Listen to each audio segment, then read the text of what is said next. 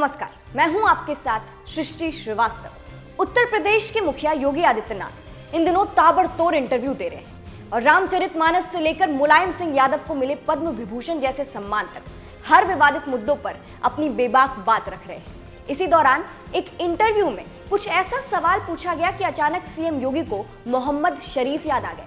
आखिर कौन है ये मोहम्मद शरीफ? सीएम योगी को क्यों याद आए मोहम्मद शरीफ और कहाँ रहते हैं ये मोहम्मद शरीफ? देखिए हमारी इस रिपोर्ट में।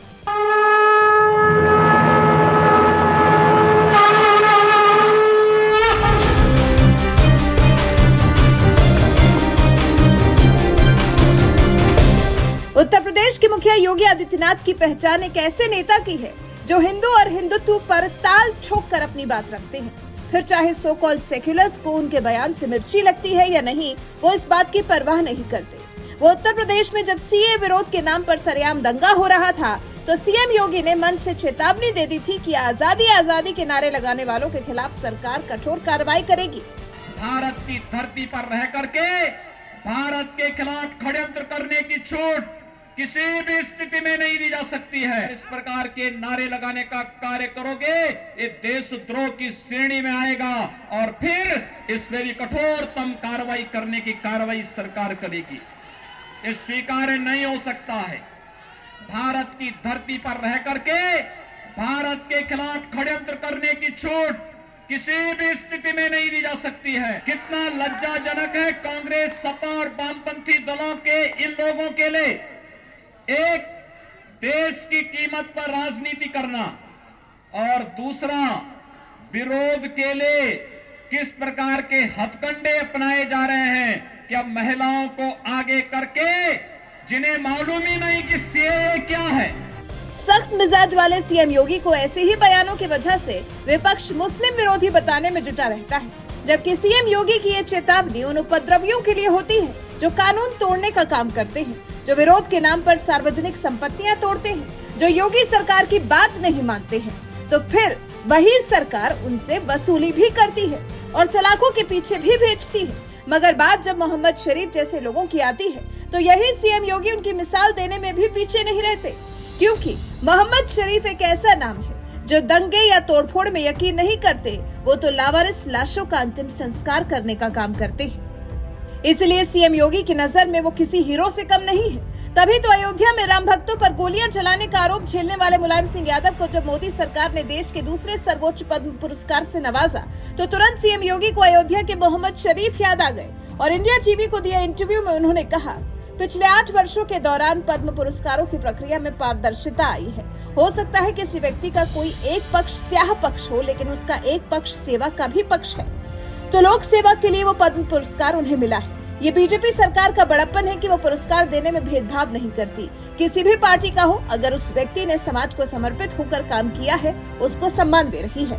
आपने देखा होगा पिछली बार अयोध्या के एक ऐसे सज्जन को सम्मान मिला था जो लावारिस लाशों को चुपचाप दफन करने या उनके अंतिम संस्कार की कार्रवाई करता है। आखिर ये नाम समाज से ही आए होंगे ना। इसके प्रति समाजवादी पार्टी को कृतज्ञता ज्ञापित करनी चाहिए प्रधानमंत्री जी की और भारत सरकार की कि मुलायम सिंह जी को वो लोग सम्मान नहीं दे पाए, लेकिन बीजेपी की मोदी सरकार ने मुलायम सिंह यादव को पद्म सम्मान से सम्मानित किया। मुलायम सिंह यादव को पद्म पुरस्कार दिए जाने पर सफाई दे रहे सीएम योगी ने इस दौरान मोहम्मद शरीफ का नाम तो नहीं लिया, लेकिन लावारिस लाशों को चुपचाप दफन करने वाले जिस शख्स की वो बात कर रहे हैं वो कोई और नहीं, अयोध्या के मोहम्मद शरीफ ही है, जिन्हें अयोध्या में कोई प्यार से शरीफ चाचा कहता है तो कोई लाशों का मसीहा, क्योंकि पिछले 29 साल से मोहम्मद शरीफ निस्वार्थ भाव के साथ सरयू तट पर लावारिस लाशों का पूरे विधि विधान के साथ अंतिम संस्कार कर रहे हैं और अब तक 25,000 से भी ज्यादा लावारिस लाशों का अंतिम संस्कार कर चुके हैं। ऐसी महान हस्ती को किसी सरकार ने सम्मान देने का काम किया है तो वो है देश की मोदी सरकार, जिसने मोहम्मद शरीफ को देश के चौथे सर्वोच्च नागरिक सम्मान पद्मश्री से सम्मानित करने का काम किया।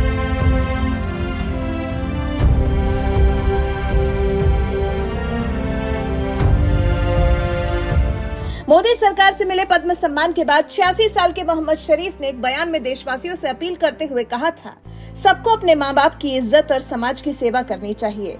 तो वहीं अब शरीफ चाचा का बीड़ा उठाते हुए उनके बेटे मोहम्मद सगीर ने कहा कि हम भी अपने पिता की राह पर चलते हुए इस नेक काम को आगे बढ़ा रहे हैं। जो भी लावारिस लाश आती है उनके धर्म के अनुसार हम अंतिम संस्कार करवाते हैं। आपको बता दें, मोहम्मद शरीफ अयोध्या में खिड़की अली बेग मोहल्ले के रहने वाले हैं।